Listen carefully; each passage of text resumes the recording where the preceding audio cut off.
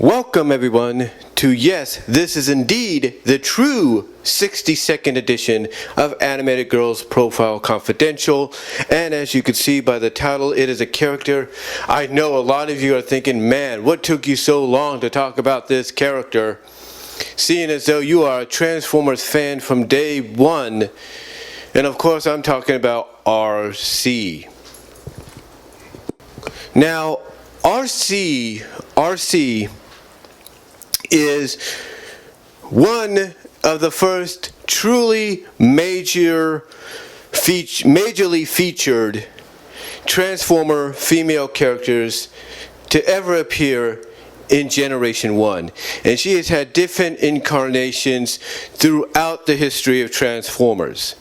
There is no doubt. She has had different incarnations. She's had an incarnation by being known as the Arcee twins in Transformers Revenge of the Fallen. She was known as a microbot, I believe, in one of the Transformers anime spin-offs. I think it was Energon or Unicorn Chronicles, I don't know. Or Cybertron, Transformers Cybertron, Transformers Energon. I can't really remember. It was one of those where she was a microbot.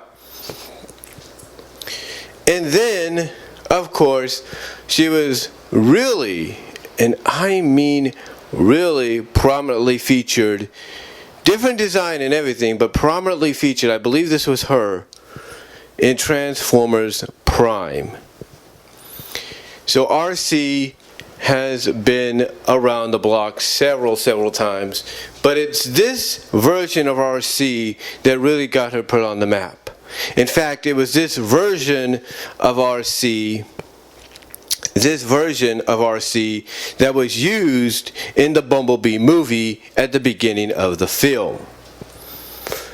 Now, again, I know a lot of you are thinking, what took me so long to get to her? I just had a lot more on my mind, a lot of things going on, and I really didn't think about maybe her being part of a series like this until, well, I realized, hey, I scroll down, look at the list that I have, and I realized I'm missing a few names. One of them is Arcee, or a few characters, one of them is Arcee. Now, Arcee, like I said, was the first fully featured in a major way female Transformer. Now, we've had plenty others before.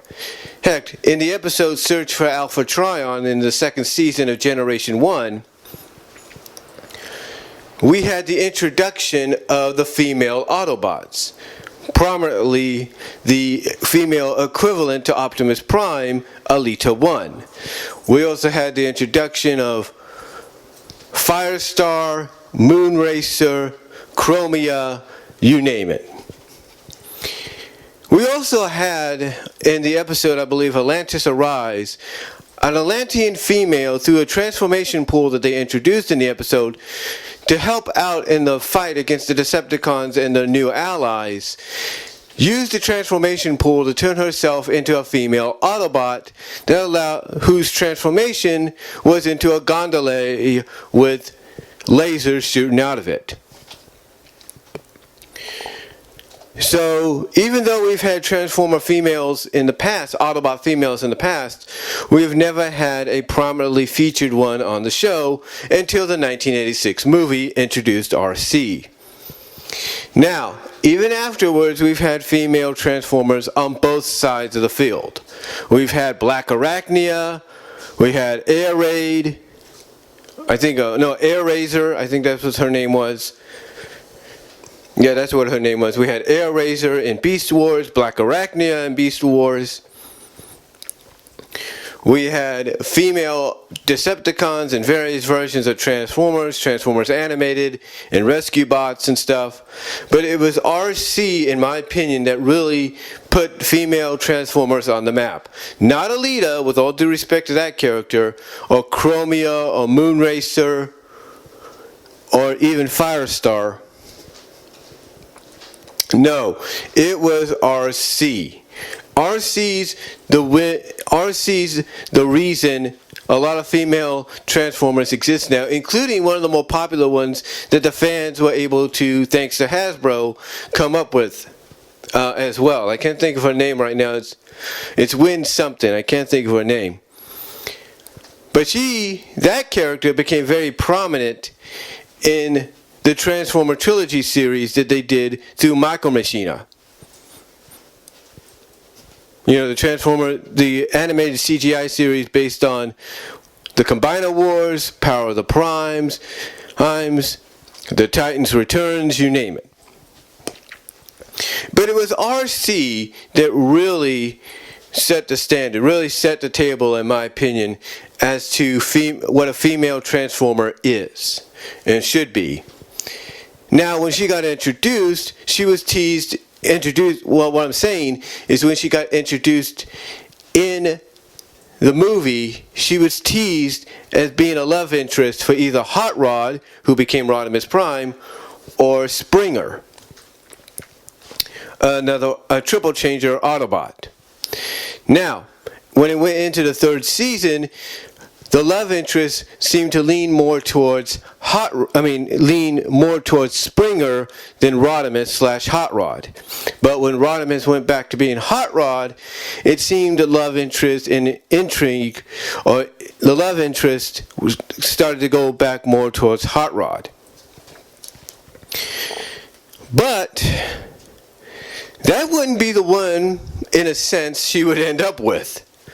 Believe it or not, one of the biggest subplots in Transformers, the movie, well, I wouldn't say it's a big subplot, but one of the subplots in Transformers, the movie, from a character perspective, as well as got translated or continued into the third season and the fourth season, was her friendship, her bond with Daniel, who is Spike's son. We see this in the movie, we see this sometimes in the series, more importantly, we see it at the end. Because basically at the end, it's kind of indicated that in these final 3 episodes of G1, it's kind of indicated, especially at the end, that there is something more than just a bond between them. There's something more than just friendship now between them. And like I said in another video, it's kind of weird that they would go with that, but that was Hasbro for you at that time. But even through all that, Arcee, to me, set the standard of what a female Autobot or Decepticon or Transformer overall is meant to be. No matter what her incarnation was, she set the standard. This version of her set the standard. And I think anybody watching here would agree. Whether Michael Mercer's watching, whether Optibotimus is watching, Bolt Matrix, doesn't matter. Everybody would agree that Arcee set the standard of what a female Autobot should be. And I can't say any more than that. I can't really say any more than that. Like I said, no matter what interpretation you have of her, you've seen of her, this version, the Generation 1 version, is the one that set the standard, in my opinion. She set the standard, she set the bar for what a female Autobot could be. So, even somewhat in a leader capacity, because there are times, depending on the incarnations, she's been portrayed as a leader. So, of a faction or a group or something. But yeah. It all started with the Generation 1 version that, to me, set the bar, set the standard of how a female Autobot, female Transformer overall should be portrayed. So, mostly female Autobot. So, that's about all I can say here on the true 60-second edition of Animated Girl Profiles Confidential. Let me know what y'all think down below. Comment if you like. And I will talk to y'all later.